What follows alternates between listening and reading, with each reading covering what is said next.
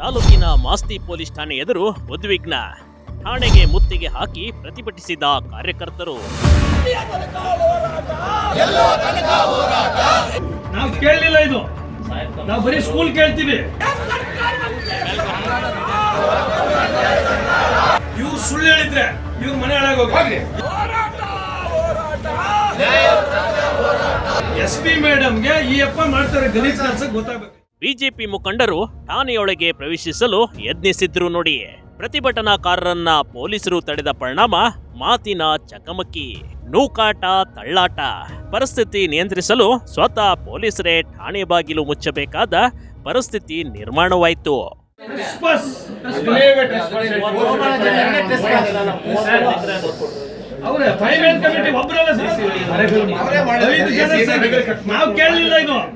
ನಾವು ಕೇಳಲಿಲ್ಲ, ಇದು ನಾವು ಬರೀ ಸ್ಕೂಲ್ ಕೇಳ್ತೀವಿ.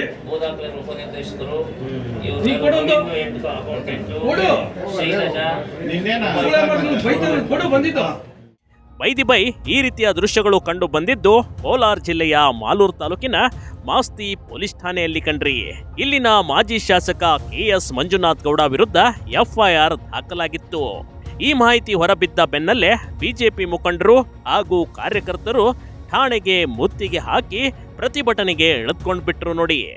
ಇದು ಇಲ್ಲಿಗೆ ಬರ್ಬೇಕಂದ್ರೆ ಆ ಊರು ಗ್ರಾಮಸ್ಥರು, ಬಂಗಾರಪೇಟೆ ತಾಲೂಕು ಗ್ರಾಮಸ್ಥರು ಇದ್ದಾರಲ್ಲ, ಅವ್ರೊಂದು 100 ಜನ ಕೂತ್ಕೊಂಡು ಈ ತರ ಅನ್ಯಾಯ ಆಗ್ತಾ ಇದೆ, ಯಾರ ಕೈ ಕೊಡ್ಬೇಕು, ಅನ್ನ ತಿನ್ನೋರು ಒಬ್ರು ಇಲ್ಲ ಅಂತೇಳಿ, ಇದು ಮಂಜುನಾಥ್ ಗೌಡ್ರು ಬಿಟ್ರೆ ಬೇರೆಯವ್ರು ಆಗಲ್ಲ ಅಂತೇಳಿ ಅವರೊಂದು 100 ಜನ ಒಂದೇ ದಿನ ಬಂದು ನಮ್ಮ ಊರ್ ಪಕ್ಕದಲ್ಲಿ 50 ಎಕರೆ ಶಾಲೆ ಜಾಗ ಇದೆ, ನಿಮ್ಮನ್ನು ಬಿಟ್ರೆ ಉಳಿಸೋರಿಲ್ಲ ಅಂತೇಳಿ ಬಂದು ಕೊಟ್ಟಿರೋದು.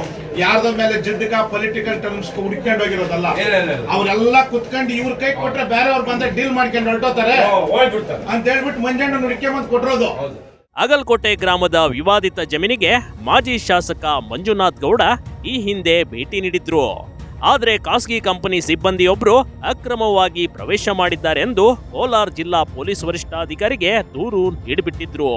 ಈ ದೂರಿನ ಆಧಾರದ ಮೇಲೆ FIR ದಾಖಲಾಗಿದೆ. ಇದೀಗ ಇದೇ FIR ವಿವಾದಕ್ಕೂ ಕಾರಣವಾಗಿದೆ ನೋಡಿ.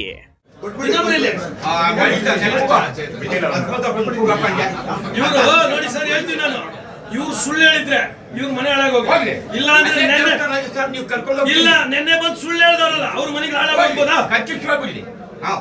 ಸರ್ಕಲ್ ಇನ್ಸ್ಪೆಕ್ಟರ್ ಓಂ ಪ್ರಕಾಶ್ ಗೌಡ ವಿರುದ್ಧ ಘೋಷಣೆ. ಪರಿಸ್ಥಿತಿ ನಿಯಂತ್ರಿಸಲು ಠಾಣೆಯನ್ನೇ ಮುಚ್ಚಬೇಕಾಯಿತು. ಪ್ರತಿಭಟನಾಕಾರರು ಮಾಸ್ತಿ ಸರ್ಕಲ್ ಇನ್ಸ್ಪೆಕ್ಟರ್ ಓಂ ಪ್ರಕಾಶ್ ಗೌಡ ವಿರುದ್ಧ ಘೋಷಣೆ ಕೂಗಿದ್ರು. ಬಿಜೆಪಿ ಮುಖಂಡರು ಠಾಣೆಯೊಳಗೆ ಪ್ರವೇಶಿಸಲು ಯತ್ನಿಸಿದ್ರು. ಪ್ರತಿಭಟನಾಕಾರರು ಪೊಲೀಸರನ್ನ ತಡೆದ ಪರಿಣಾಮ ಮಾತಿನ ಚಕಮಕಿ, ನೂಕಾಟ, ತಳ್ಳಾಟ ಎಲ್ಲವೂ ನಡೆದೋಯ್ತು. ಪರಿಸ್ಥಿತಿ ವಿಕೋಪಕ್ಕೆ ಹೋಗ್ತಿದ್ದಂತೆ ಪೊಲೀಸರು ಸ್ವತಃ ಠಾಣೆಯ ಬಾಗಿಲನ್ನೇ ಮುಚ್ಚಬೇಕಾಯ್ತು ನೋಡಿ. ಸರ್ವೆ ಮಾಡಕ್ಕೆ ಏನು ಪ್ರಾಬ್ಲಮ್ ಅಂದ್ರೆ ಎಲ್ಲರೂ ಇದ್ರಲ್ಲಿ ಸರ್, ಇದು ಗೌರ್ಮೆಂಟ್ ಜಮೀನು ನಾಳೆ ಮಾಡಿಸ್ಕೋಬಹುದು. ನಾಳೆಯಿಂದ ಮಾಡ್ತಾ ಇಲ್ಲ, ಇದು ದೊಡ್ಡ ಸ್ಕ್ಯಾಮು. ಆಲೂರಲ್ಲಿ ಒಂದು 500 ಕೋಟಿ ಬೆಲೆ ಬಾಳೋ ಜಮೀನ ಹೊಡೆಯಕ್ಕೆ ಪ್ಲಾನ್ ಇದು ಅದ್ರಲ್ಲಿ ಒಂದಿದು.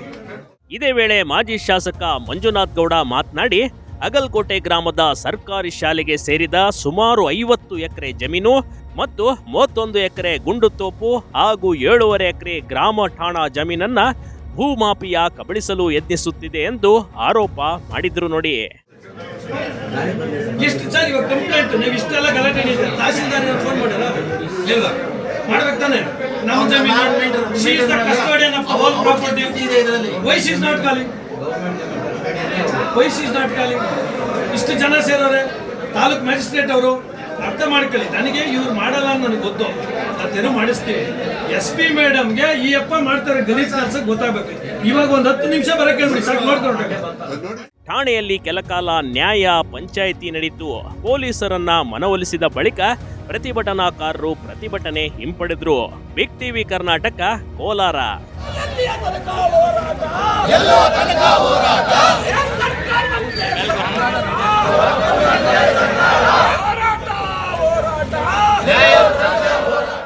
ಬಿಗ್ ಟಿವಿ ಕರ್ನಾಟಕ ಯೂಟ್ಯೂಬ್ ಚಾನೆಲ್ಗೆ ಈಗಲೇ ಸಬ್ಸ್ಕ್ರೈಬ್ ಮಾಡಿ. ಧನ್ಯವಾದಗಳು.